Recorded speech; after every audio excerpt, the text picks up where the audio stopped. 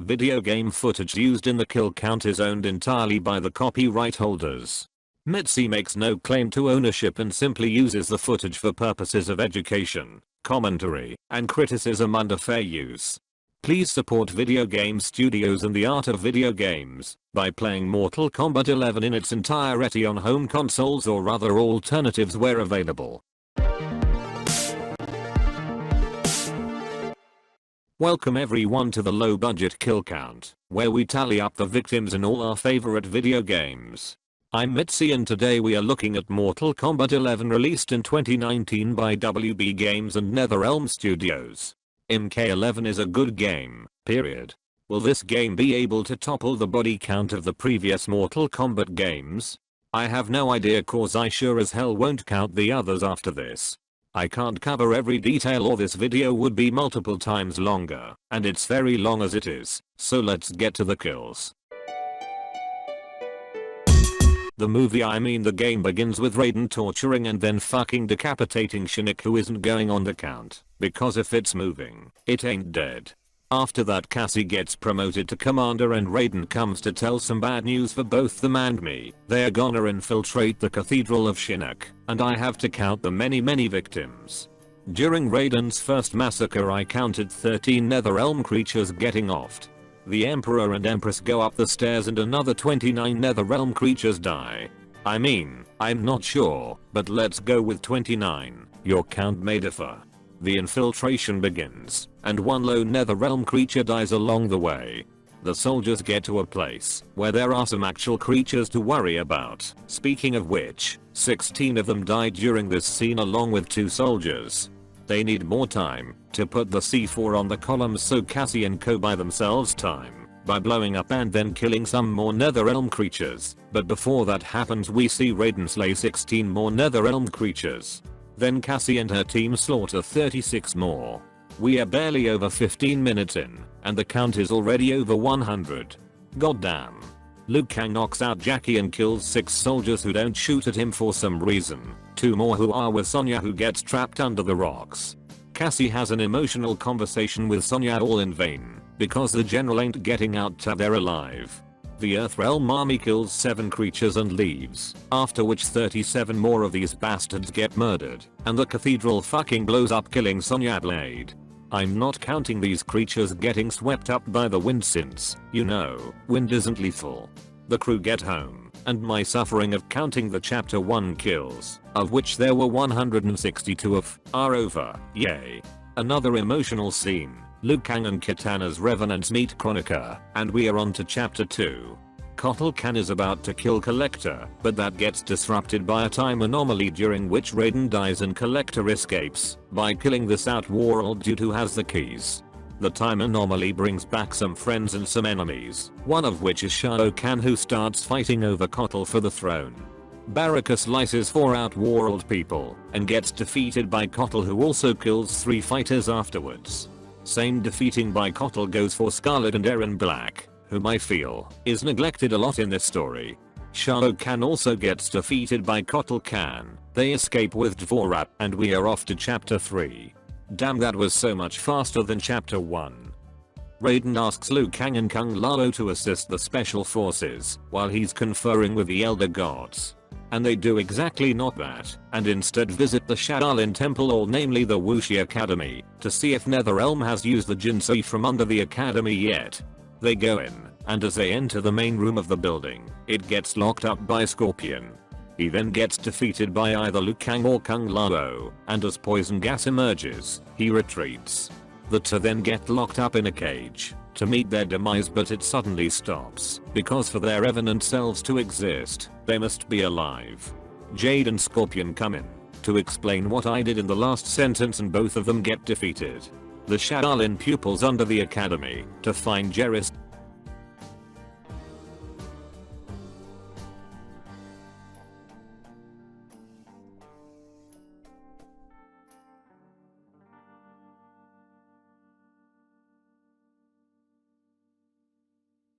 Doing something, and to cite their revenant selves first and then Geras.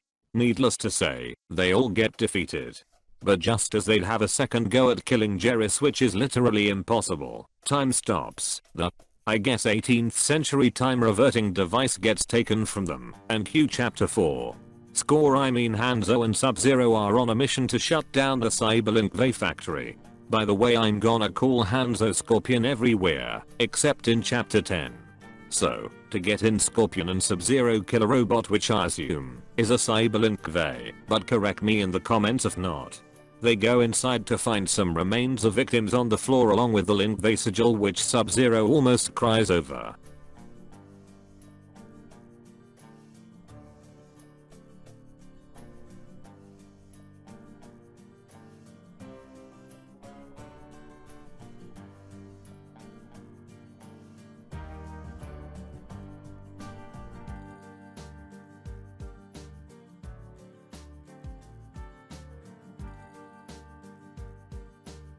Cyrix and Frost enter the scene, the latter of which inserts something into this machine and a presumably Link V fighter gets fucking sawed in half. He appears to have died before this, so he's not going on the count. Corpses don't get counted in the low budget kill count. Sub-Zero breaks Cyrix and Frost's conversation, and she gets defeated. Cyrix activates 6 Cyberlink V to aid him, which they let him do for some reason, but they are killed by either Scorpion or Sub-Zero and Cyrix gets defeated and rebooted as a good guy. Fun fact, Scorpion only kills 5 Cyberlink V robots, however Sub-Zero kills 6. The fuck? Whatever, 6 go on the count. While Cyrix initializes, Bihan shows up and of course gets defeated. Then Sector shows up, and you guessed it, he gets defeated. After that Cyrix shuts down every Cyberlink V including himself, which I'm not sure if it should count, but just to be sure, I'm not counting it. And that was chapter 4, let's break down the next. Kano and Aaron Black are about to make a deal with Jeris about restoring Sector. They're a bit skeptical, but then Revenant Kano steps in to reassure his past counterpart. With both of them persuaded, the deal is on. Back at the Special Forces, Jackie is trying to call her dad, but reception is pretty shit on the countryside, so he rage quits and falls asleep. Kronika stops time and comes to recruit Jax, who is gullible enough and joins forces with her. Cut to Kotal, Raiden, Kitana, and Jade having a conversation. Raiden as usual goes to the Elder Gods and Kitana has been asked to recruit Queen Shiva, since no Shokan trusts Kotal since his battle with Goro. While she does that, Kotal and Jade go find Shao Kahn. Kotal suggests burning this place, since if he's there, he'll be forced to come out by the flames. Jade disagrees, but before they can discuss the plan, she gets snatched by a giant spider, while Kotal fights the other giant spiders. Revenant Jade tries to kill regular Jade, thus killing herself too, but she only kills this giant spider. After that, as usual, Revenant Jade gets defeated. Kotal and Vora fall into this place, and that one plants some gross insects on and in Kotal. Then, she gets defeated. She gives info about where Shao Kahn is in order to survive. The Outworlders find a Tarkatan camp which Jade and a few soldiers infiltrate. I love how the subtitles are in only Tarkatan with no translation to English. They find this little Tarkatan who was going to be killed by a soldier, but Jade has a kinda heart, so they spared the boy. However, he bumped into something that triggered a battle horn, and thus a battle. Then Jade proceeds to kill 24 Tarkatans, while Kotal's army arrives.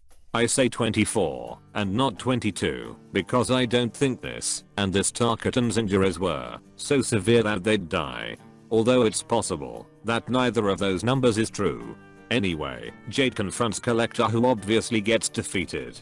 Kotal wants to kill all Tarkatans again, but Jade's kindness kicks in, and she defeats Kotal. Shao Kahn steps in, sees the unconscious Kotal, and we are off to chapter 6, which is one of the weaker ones in my opinion. Raiden finds out that the Elder Gods are dead except for him and Satrian, it seems.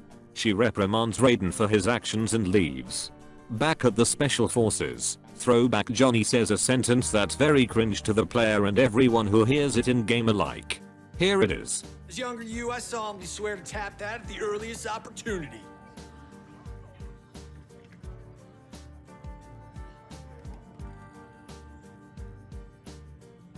After this he gets taken outside-ish, where current Johnny tries to clarify the situation by saying, This is a military operation, not a movie set.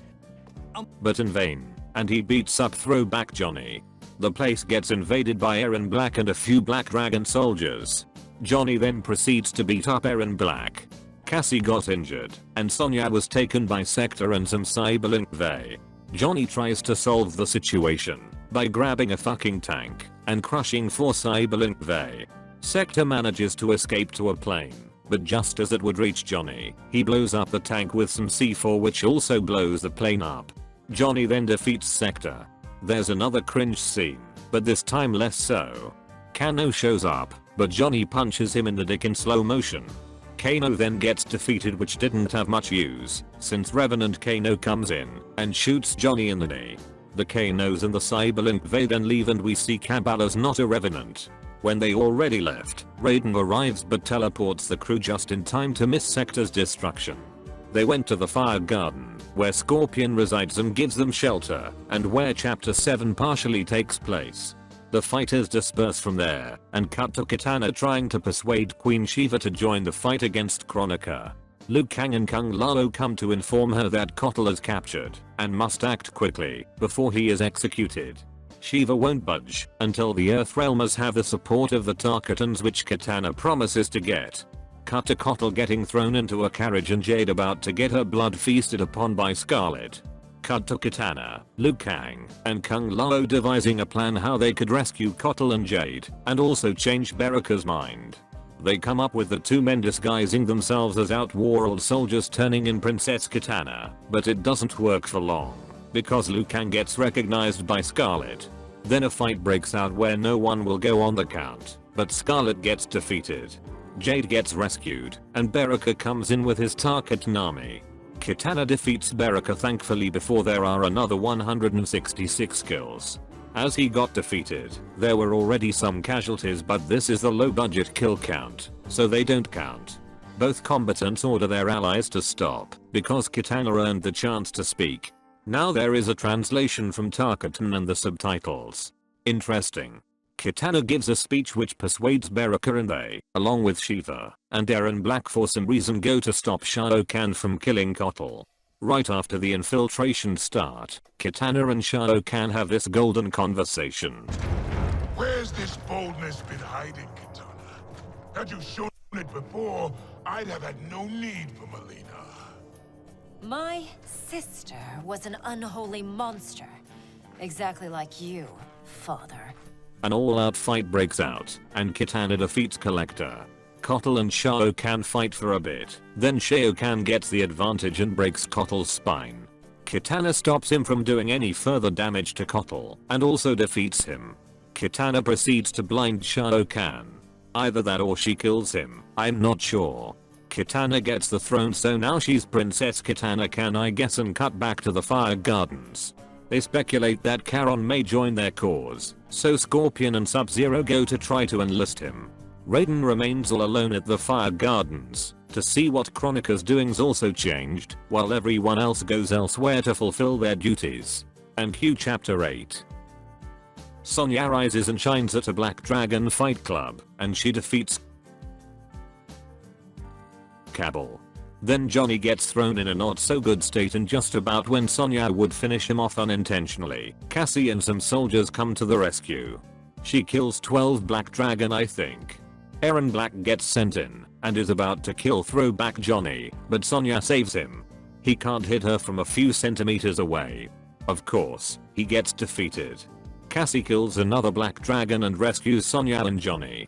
As they go outside, a soldier gets murdered, and Cassie kills 11 more Black Dragon. Revenant Kano reveals himself with a fucking minigun and finds the crew behind a truck. Cassie gets injured, but Sonya somehow climbs this truck in like 2 seconds, and mitigates the danger of the gun. The 2 Kanos then try to catch Sonya, but instead regular Kano gets defeated. While they fought, Revenant Kano managed to get Throwback Johnny. The question is, are the Kanos gonna die first or Johnny? The answer lies in this awesome scene. Now this is a pickle. Don't forget, it's 2 for 1. He dies, so does your little girl. Thanks, Kano, For what? for reminding me of the rules.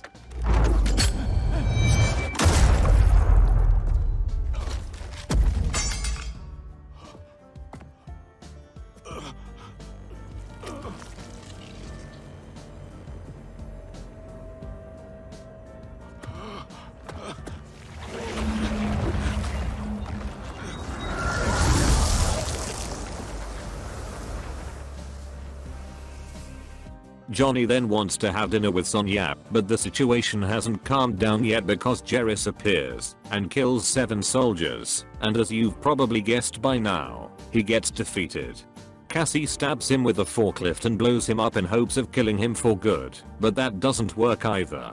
When he starts regenerating, the crew flees from the scene. Cut to Revenant Liu Kang worrying about Earthrealm actually having a chance, but Kronika reassures him that her plan is unstoppable. She plans on stealing the souls Shang Tsung has collected. The Earthrealmers coincidentally also go to Shang Tsung's island, where chapter 9 begins.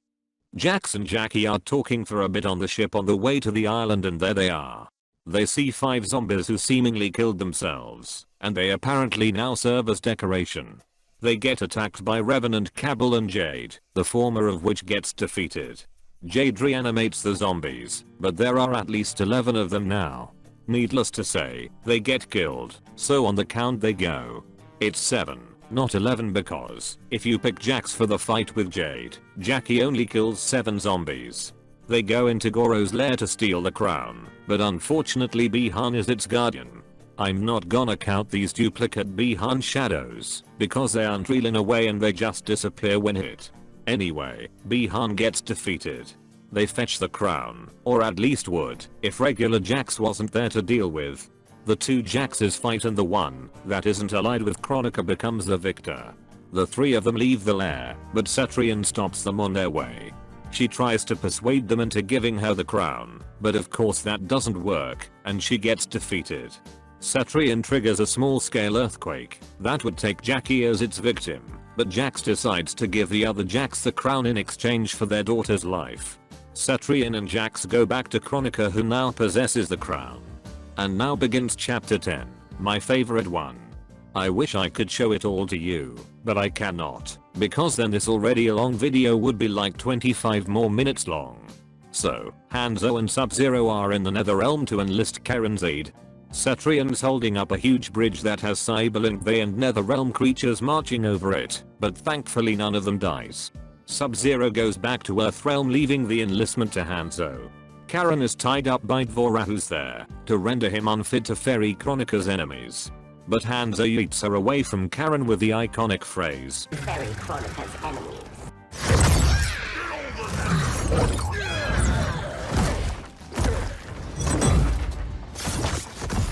First Shinnok, now Kronika. You fight for lost causes. After Dvora's defeat, Scorpion punches Hanzo, saying, Shirai Ryu will not fall.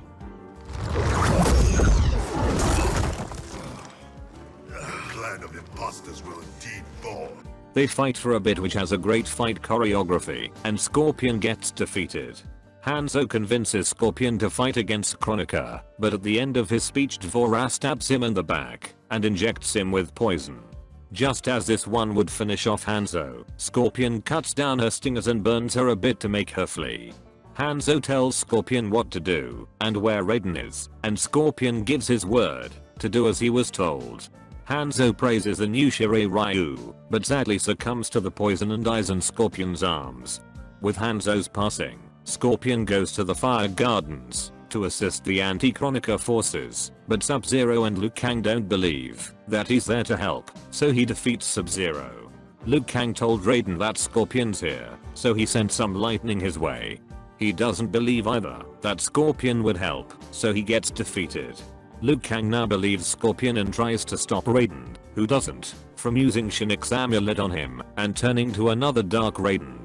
The scene cleanly transitions to chapter 11, at the beginning of which Raiden defeats Liu Kang. Liu Kang gets ready to kill Raiden if he must, but they get a flashback to Mortal Kombat 9 where a similar scene played out. Raiden puts down the amulet and Raiden realizes Kronika's doings pattern, and she appears. She tells him that she restarted the timeline so many times because his and Liu Kang's combined power is enough to beat her, and she steals Liu Kang. Revenant Liu Kang plans to suck the soul of Liu Kang to add it to his power. The anti-Kronika army goes towards the Isle of Kronika to fight her, but that'll happen a bit later. A ship with Frost and a bunch of Cyberlink V on it approaches them and fights them. Some Cyberlink V board their enemy's ship and 18 of them get killed. Jax also boards the ship and he doesn't want to, but gets defeated by Raiden. Jax gets turned against Kronika too, and he kills 4 Cyberlink V. Jarrus boards the ship and beats up Raiden a bit, but he defeats Jarrus. He also gets chained up and thrown into the Sea of Blood, so he won't be a nuisance ever again. Frost boards the ship begging for some attention, because she didn't get any all her life from Raiden, and she's come to take revenge for this. She gets defeated obviously, and then gets mind-fucked, so the Cyberlink they get shut down. Yes, shut down, not killed. Remember, this is a low-budget kill count. Revenant Liu Kang sucks out his counterpart's soul, but he doesn't die, because if he did, his Revenant form would cease to exist. They near the Isle, but first, Revenant Liu Kang seeks revenge on Raiden. He kicks him in the guts, hard, and gets defeated. Raiden transfers his power to Liu Kang, which kicks off chapter 12, the finale with Fire God Liu Kang as a hero. And if you like big numbers, you're gonna love this ending. So, they finally reach Kronika's Isle, and 110 Netherrealm creatures get killed. And if that wasn't enough, get ready for Liu Kang. Liu Kang with his might explodes to the ground, obliterating approximately 926 Netherrealm creatures. Yes, I counted all of them. Here is the proof. Those on the bridge don't actually get killed by the explosion, and I probably missed some anyway, but it's around 926. He kills 8 more creatures, but that's child's play compared to 926. I know it's a lot more, but I just don't want to spend another day counting one screenshot of kills, and that's how many are visible. Liu Kang blows open the keep's door and 45 more creatures get their lives snuffed out. Kronika's Revenant allies are worried that they might lose, but she reassures them that they can still win. Liu Kang opens the door to the Hourglass to finally defeat Kronika, but the Revenants try to stop him. Just as the battle would begin, Kronika rewinds time, so technically those more than 1,000 kills from a few seconds ago didn't happen. Kronika prompts her allies to finish him. They try, and they succeed, but Raiden also gifted him some of Earthrealm's Jinsei to make him even stronger, so he gets up, defeats Revenant Kitana, Kung Lao, and a bit later, Cetrion. Kronika instructs Cetrion to sacrifice herself for Kronika to be even stronger, and she does.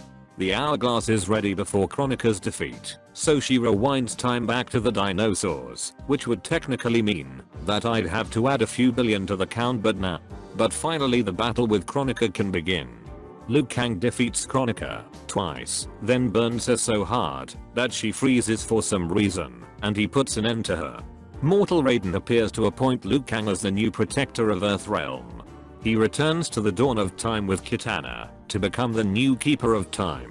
The movie, I mean the game, ends with Liu Kang and Kitana getting ready to architect a new history.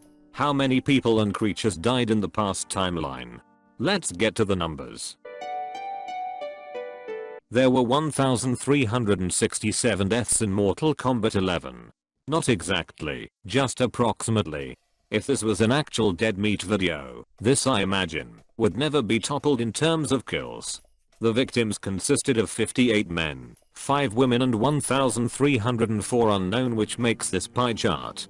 Or if you like this more, here are the deaths broken down by chapter.